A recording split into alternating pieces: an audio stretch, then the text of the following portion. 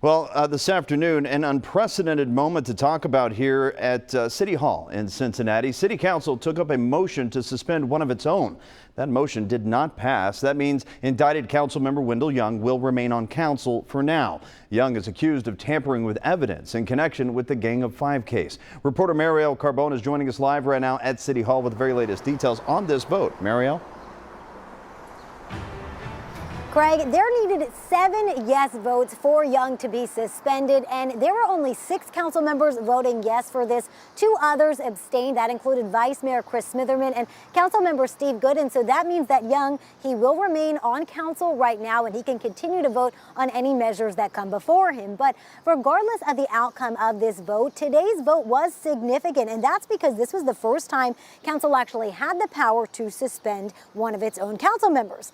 Now, this is after the public voted yes on the issue 2 charter amendment in May, so earlier this month.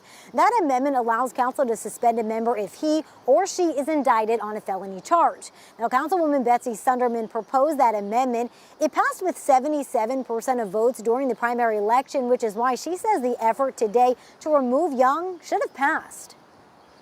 How could people not vote for this when they all wanted it on the ballot and then the voters passed it by 78%, right? I would love to hear the explanation for why people thought it should be on the ballot but not apply to this specific council member.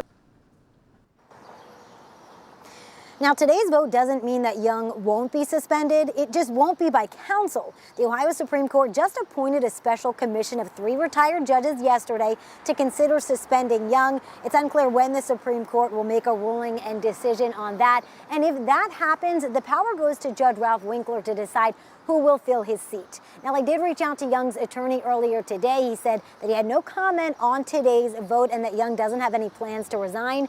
Young was also not physically at the meeting, but he was there via Zoom, and he said during the meeting that he also had no comment on what was going on here today. Reporting live from City Hall, I'm Marielle Carbone, WCPO 9 News.